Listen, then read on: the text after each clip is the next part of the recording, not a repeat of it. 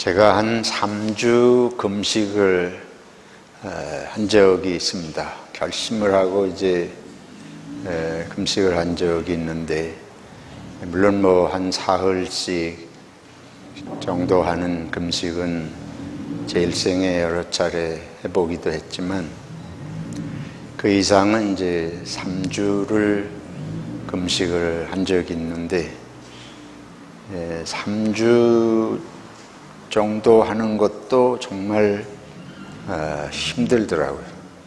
사람에 따라서 다르겠습니다만은 저는 참 힘들게 3주 금식을 했습니다. 그때에도 이제 한국에서 서울의 교회에서 제가 젊은 시절에 담임 목회를 하고 있을 때인데, 그 3주를 주일을 교회에 와서 설교하고 다시 기도원에 가서 금식을 이렇게 하곤 했는데, 그 오고 가는 길이 또 기도원이 조금 산에 있으니까 차가 거기까지 안 가고 내려서 걷고 하는 게 정말 힘들더라고요. 예수님께서 40일을 금식하신 것에 대한 말씀이 오늘 나옵니다. 광야에서 40일을 하셨다고 그럽니다. 기도원에 가서 피곤하면 자고 글을 쉴 수 있는 이런 게 아니고, 광야에서 들짐승이 있고 맘 편히 잠을 주무시고 그럴 수 없는 정말 열악한 그런 상황에서 40일을 금식을 하셨습니다. 근데 오늘 본문을 보면 성령께서, 하나님의 영이 예수님을 인도하셔서 40일을 금식을 하셨습니다. 제 생각에는 이건 목숨을 걸고 하는 일이라고 볼 수밖에 없습니다. 물론 사람이 40일을 하고도 살 수는 있는, 생명은 부진은 할 수는 있겠지만, 이건 정말 목숨 걸고 하는 일이에요. 왜 예수님께서 젊으신 인간의 모습으로 보면 30세 젊으신 때이고, 이제 하나님의 나라의 일을 시작하시는, 이걸 공생애라고 그래요. 이 사생활이 아니고 공생활, 예수님의 하나님의 나라 일을 하는 공생애가 시작되는 때에 왜 성령은 예수님을 그 최악의 상황으로 인도하셔서 거기서 목숨의 위협을 받는 금식을 하게 하셨는가 생각을 해보게 됩니다. 목숨을 걸고 하는 일이면 중요한 일 아닙니까? 예수님께서 다시 이런 금식을 하셨다는 기록이 없습니다. 예수님의 생애에 전무후무한 일입니다. 그만큼 중요하기 때문에 이렇게 하셨을 거예요. 그러니까 하나님의 나라의 일을 한다는 것은 그렇게 쉬운 일이 아닙니다. 했다 말았다가 할 수 있는 일이 아니다. 이거는 목숨을 걸고 생명을 다해서 해야 할 일이라고 하는 게 이제 예수님 지금 시작하시는, 하나님의 나라 일을 시작하시는 지점에서 오늘의 이 광야 시험, 그 의미가 있다고 볼 수 있겠습니다. 이처럼 중요한 일, 이처럼 정말 생명의 의미가 바로 거기에 다 있다고 할 만한 일, 그것이 무엇을 의미하는가? 그게 이제 여기 세 가지 시험을 받으면서 일어나는 일들 속에 그 의미가 들어있다, 이렇게 보겠습니다.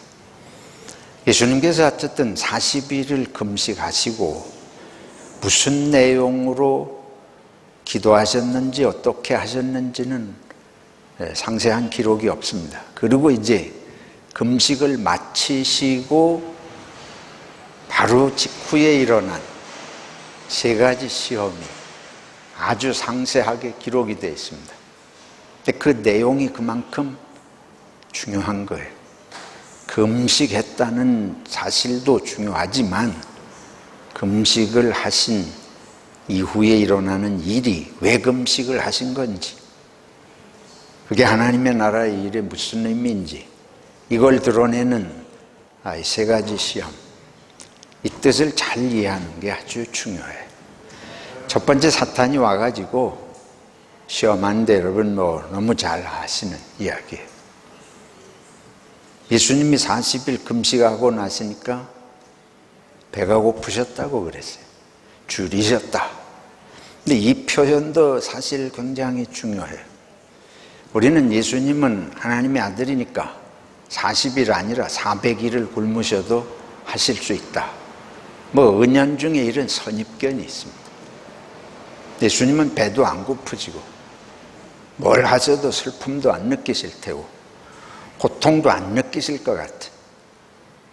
사실 이 기독교 역사 속에서 신은 고통당하지 않는다, 신은 배고프지 않고 고통당하지 않고 죽지 않는 존재, 그래야 신이지, 신이 아픔을 당하고 신이 죽는다, 그게 어떻게 신이라고 할 수 있느냐.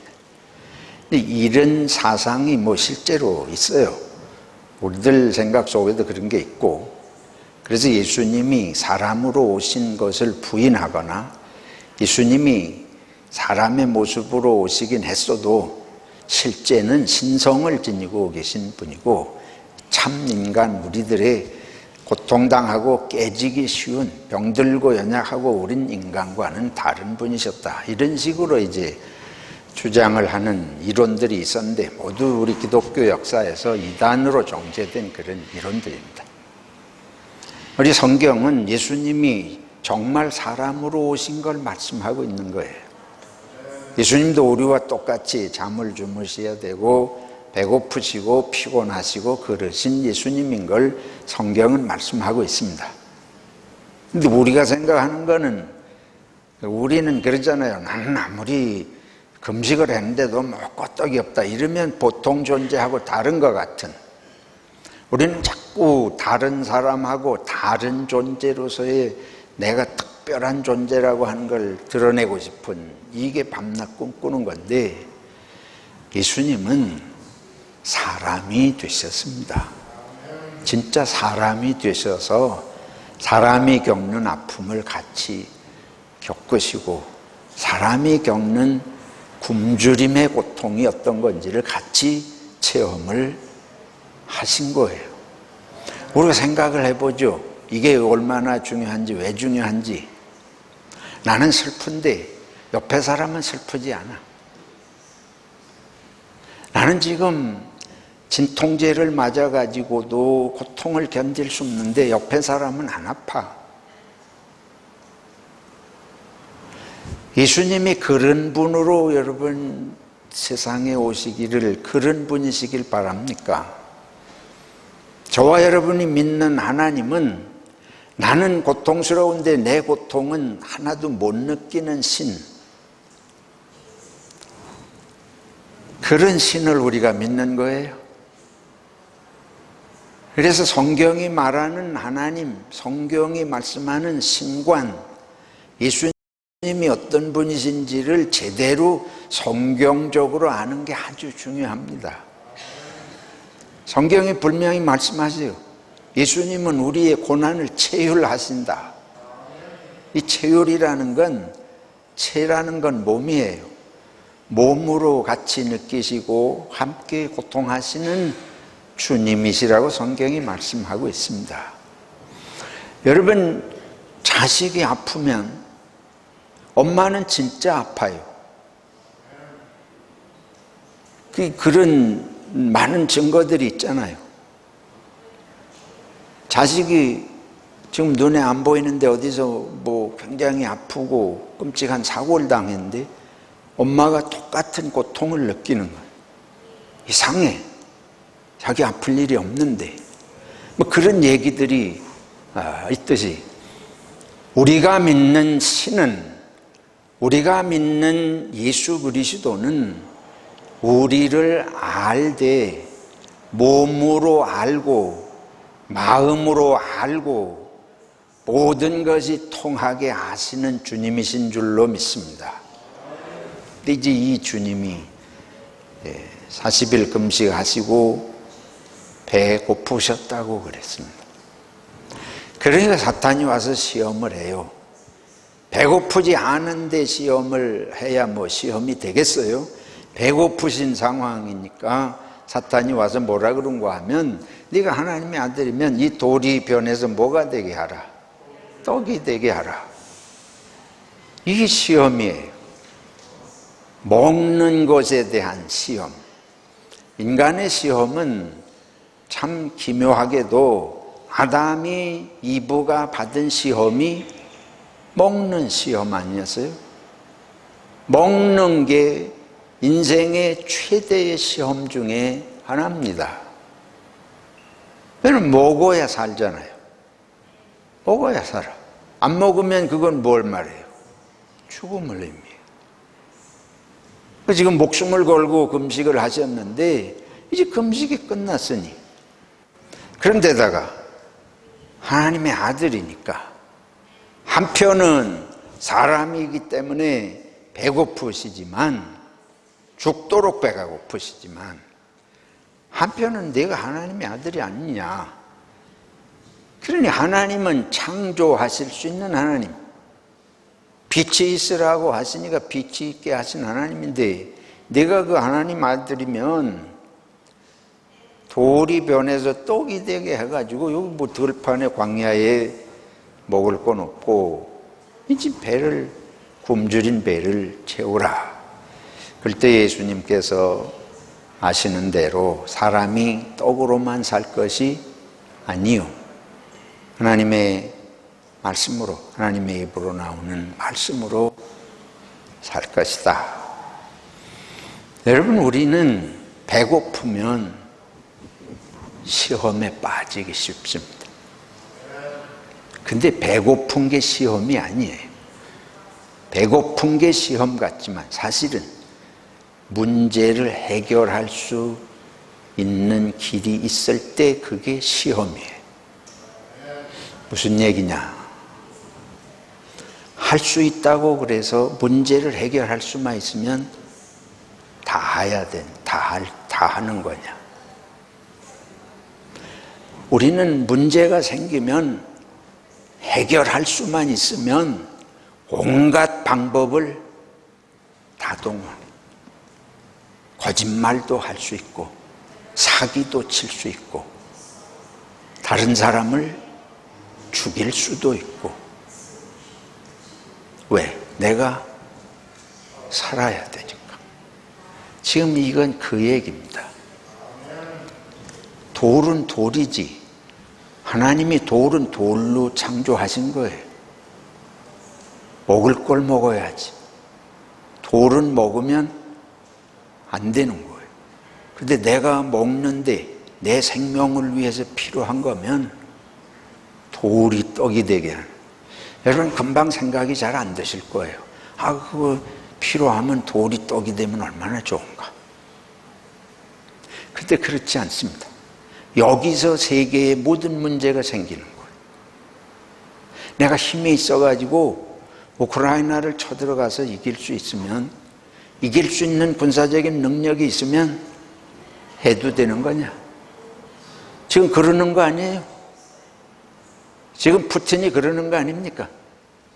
자기가 이길 능력이 있으니까 해버리는 거예요. 이거는 광범위한 살아가면서 우리들의 삶의 모든 것에 사실은 밑바닥에 깔려있는 문제입니다. 내가 살기 위해서, 나의 유익을 위해서는 할 수 있으면 뭐든지 하는,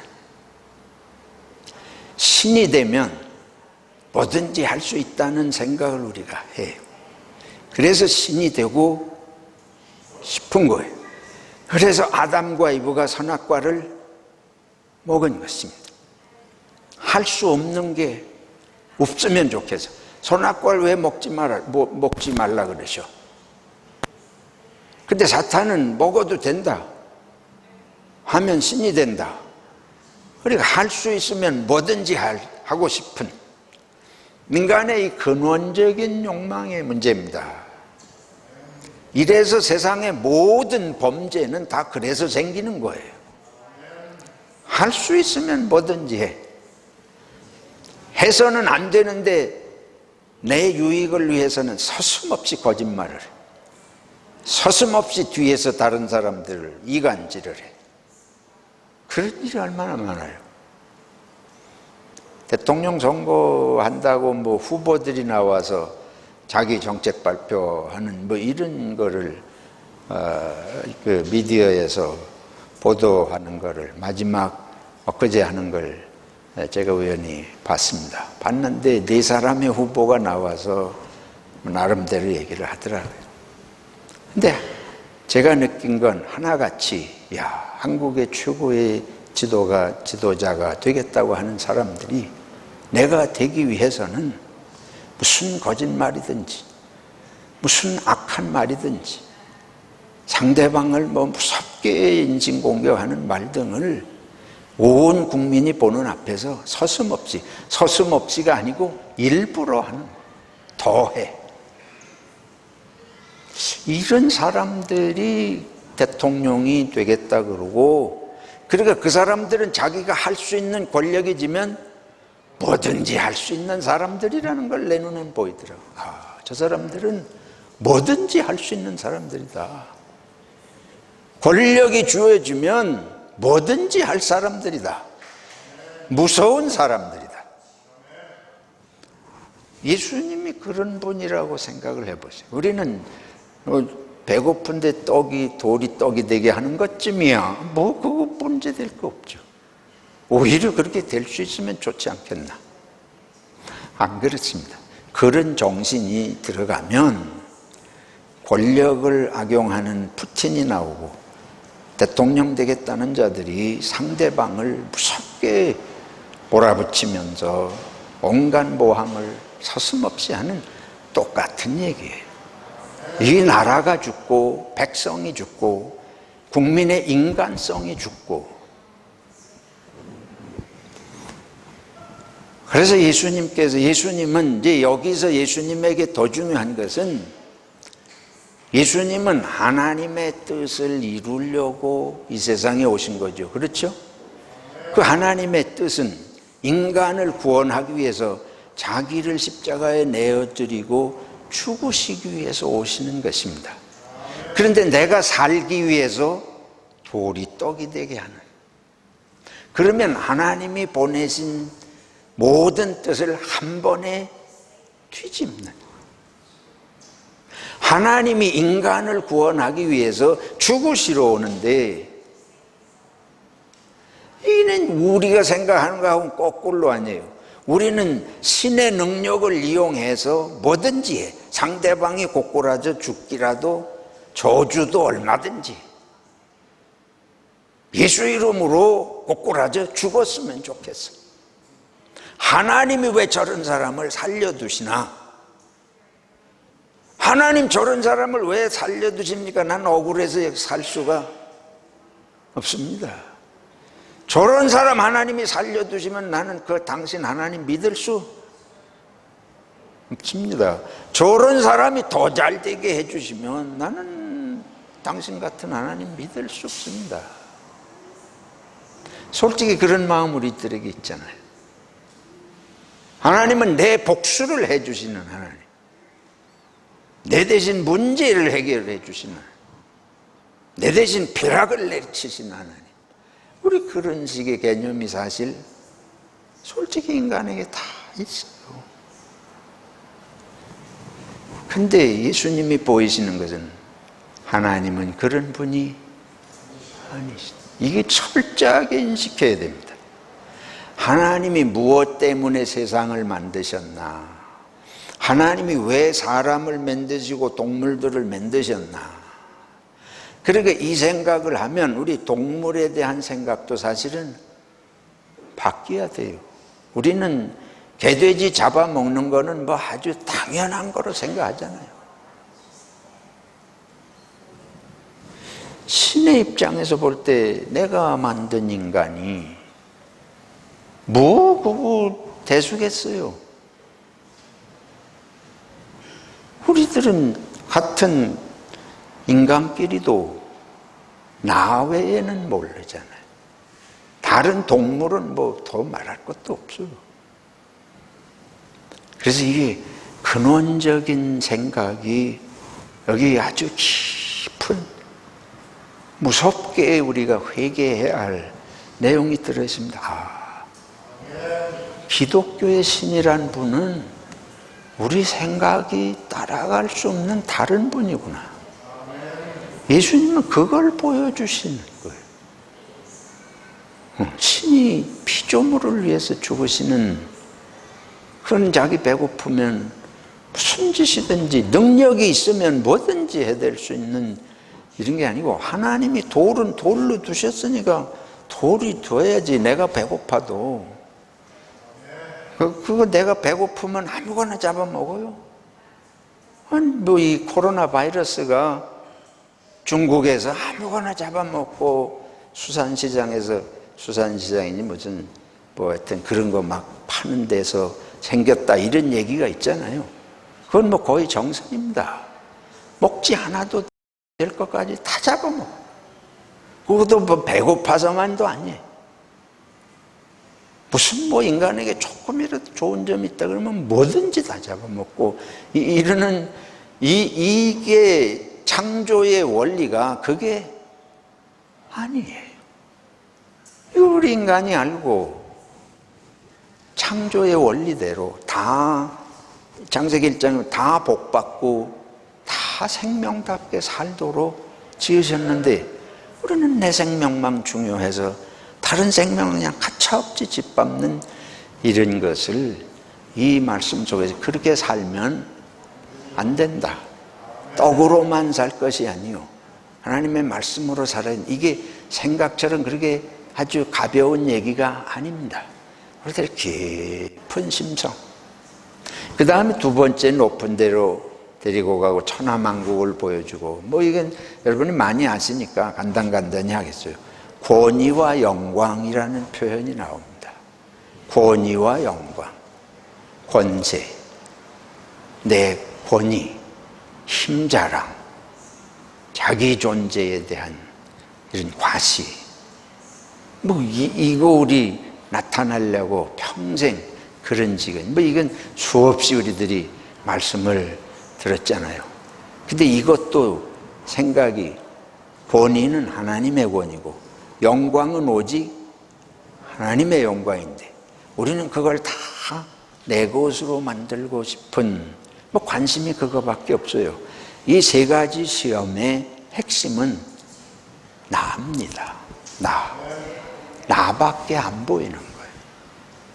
하나님이 세상을 지으신 것도 안 보여요. 이 자연 만물도 하나님이 지으셔서 다 나름대로 자기들의 존재 가치를 지니고 그렇게 있는데 우리들은 나를 위해서라면 뭐든지 이용을 하려고 하는 이런 인간 중심적인 사고방식, 그 인간의 중심은 나인 나 중심적인 사고방식, 내 영광을 위해서, 내 권위를 드러내기 위해서,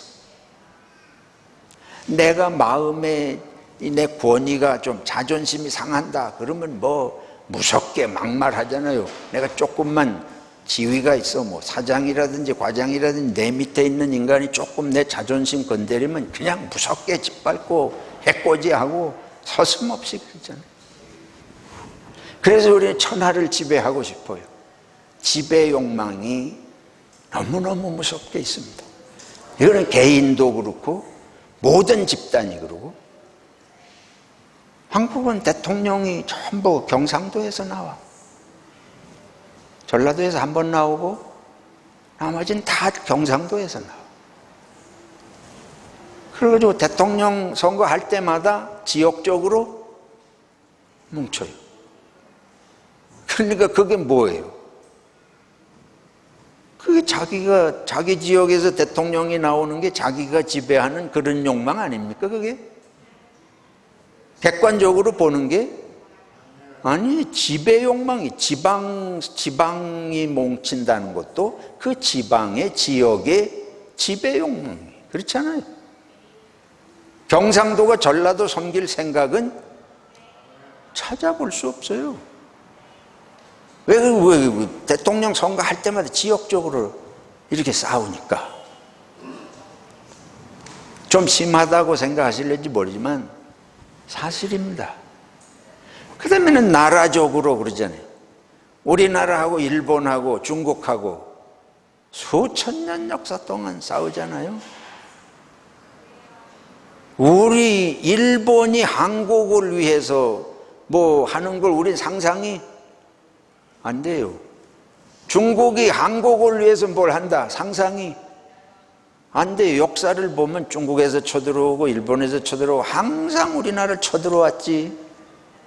우리나라를 위해서 자기들이 뭐 희생한 게 언제 있습니까? 요즘도 외정시대 때 우리가 일본이 나쁘게 한 거 사과하라 그러면 언제까지 사과만 하냐 하고 딴소리하고 아직도 그런 갈등들이 있잖아요. 그러니까 세계는 개인으로든 국가로든 전부 지배 욕망에 시달려. 그러게 예수님께서 천하만국을 지배하는 식으로 오시면, 인간이 그러잖아요. 인간 세상이 그것 때문에 죄가 생기고 불행한데 예수님도 와서 능력이 있고 권세가 있고 그래서 세상을 지배하는 존재로 이 세상에 와가지고는 인간 본성의 죄를 대신 지시고 대속한다는 것은 다 물거품이든, 지배해서 문제 해결하려고 하면 인간의 본성을 부추길 뿐, 인간의 본성을 대신 지시고 죽으시는 길로 가는 이 하나님이 보내신 이 근본 인간 구원의 뜻이 그냥 하루아침에 다 수포로 돌아가는 거예요. 그리고 사탄이 얼마나 무서운 시험입니까? 시험은 이런 걸 시험이라 그러는 것입니다. 예수님은 그걸 보시기 때문에 안 하시는 거예요. 이 사탄은 아버지의 뜻, 정말 인간을 구원하셔서 낮은 모습으로 와가지고 낮은 척 하는 게 아니고 정말 오셔서 죽으시는 이거를 하루아침에 무너뜨리려고 합니다. 그 인간 본성을 대속하는 역사를 완전히 허물어뜨린, 마지막으로 있는 건 뭐예요? 천사가 떠받드는지 보여봐라. 높은 데서 뛰어내리면 예수님 땅에 떨어져 다치면 큰일 나고 죽으면 안 되니까 천사가 날라와가지고 놀래가지고 떠받치는 모습을 보여라. 근데 예수님께서 그때 뭐라고 하시는가 하면 네 하나님을 시험하지 말라. 우리는 평생 시달립니다. 하나님이 정말 나를 사랑하시나? 하나님이 나를 사랑하시는 증거를 보여주시옵소서. 우리에게 평생 시달리는 문제. 거기다가 예수님은 하나님을 시험하지 말라. 하나님이 선하신 분인지, 나를 알고 계신지, 사랑하시는지 좀 증거를 보여주세요. 그건 뭐 이상해요? 우리 속에 다 그런 마음이 있는데, 이게 사탄이 우리 마음을 많이 알고 예수님에게도 그런 시험을 하시는 거예요. 그걸 증거했으면 좋겠어. 하나님, 나는 목사입니다. 내가 병들지 않게 해주세요. 내가 병들면 우리 한국 사람들은 다 병은 귀신이 가지고 온다고 생각하고 벌 받았다고 생각하는데, 내가 목사인데 병이 들면 하나님 영광을 가립니다. 왜? 우리 성도님들이 하나님이 함께 하시지 않으니까 하나님의 일을 한다고 맨날 큰 소리 치고 그러는데, 저거 보니까 아니다. 그런 생각이 들겠어요? 안 들겠어요? 여러분도 똑같아요. 여러분 생각도 다 그런 인간은 기본적으로 그런 생각이 다 있습니다. 그런데 예수님 나중에 십자가에 죽으시는 것도 꼭 그런 거예요. 그런데 예수님 뭐라 그런 거예요? 하나님을 시험하지 말고, 시험 안 하면 뭐 하는 거예요? 믿으라. 하나님이 증거를 보여주시든 안 보여주시든 하나님은 선하신 분이고 사랑하시는 걸 뭐 하라? 믿으라는 걸 말씀하는 거예요. 그걸 의심해가지고 시험하면 어떻게 됩니까? 지난번에 보여주지 않았느냐? 그건 그때고 지금 또 보여주셔야지. 평생에 병이 한 번 들어요? 그러면 하나님이 나를 병을 고쳐주셨으니까 하나님이 사랑하시는 증거를 보여주신 것이다, 이렇게 생각하면, 그럼 그 다음에 또 병이 들지 말아야 될 거 아니에요. 그럼 그 다음에 또 병이 들면 하나님의 사랑이 또 변했네, 없어졌네. 날마다 시험을 해야 돼요. 날마다 의심을 해야 돼요. 그러니까 그 예수님 근원적으로 인간의 문제는 믿지 못하는 문제, 사랑을 믿지 못해, 선함을 믿지 못해. 여러분들, 저나 여러분이나 아무도 믿지 않습니다. 누구만 믿어? 나만 믿어. 하나님도 믿지 못합니다. 근데 저와 여러분을 가장 속이는 거는 나예요. 우리는 나에게 속아서 망하는 삶을 살고 있습니다. 왜? 내가 믿지 않는 거예요. 내가 믿지 않아.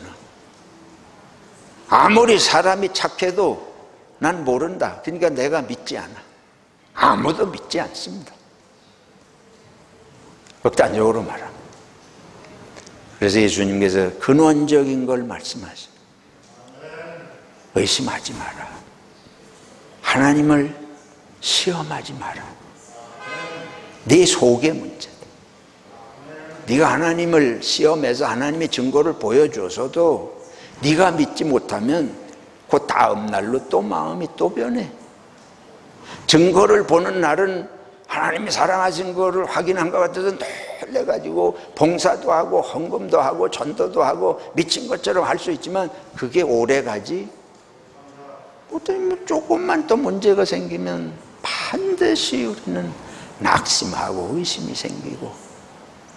믿음이라고 하는 것은 물건처럼 평생 있는 게 아닙니다. 언제 믿음이 우리 마음에서 사라질는지 알 수 없어요. 바울 사도가 뭐라 그랬습니까? 내가 달려갈 길을 마치고 무엇을 지켰으니? 믿음을 지켰으니. 사랑하는 성도 여러분, 믿음을 끝까지 지키도록, 이거 중요한 기도 제목입니다. 함부로, 내게 지금 믿음이 있으면 과신하지 말고 함부로 생각해서 안 돼요. 겸손한 마음으로 해서 우리 예수님의 이 말씀은 이것도 마찬가지예요. 예수님께서 하나님을 시험하기 시작하면 이제 십자가 지실 때는 어떻게 할 거예요? 그때는 죽는데 죽었다가 죽음으로 끝날 것 같이 생각이 들 때에 죽음의 길을 갈 수가 없잖아요. 이게 완전히 근원적으로 하나님을 믿고 하나님의 선하심과 하나님은 결국은 살리실 것을, 하나님은 결국은 생명의 길로 선한 길로 인도하실 것을 철저히 믿지 못하면 우리는 마지막에 배신하는 순간이 반드시 오게 되는 거죠. 그래서 사탄은 예수님의 속에 이걸 집어넣으면 아담과 이브가 하나님을 믿지 못해서 결국은 먹었잖아요. 믿지 못해서 결국은 하나님의 말씀을, 하나님의 뜻을 어겼잖아요. 우리가 근원적으로 하나님의 선하심을, 슬픈 일이 오든 고통스러운 일이 오든 병이 오든 죽는 것 같은 순간이 오든 하나님의 선하심을, 영생을 주신 하나님을 믿지 못하면 우리는 반드시 배신하는 순간이 오게 됩니다. 그 배신이라는 아담과 이브가 선악과를 먹고, 근데 배신하면 하나님이 망하는 게 아니고 누가 망하는 거예요? 내가 망한다, 내가 죽는다.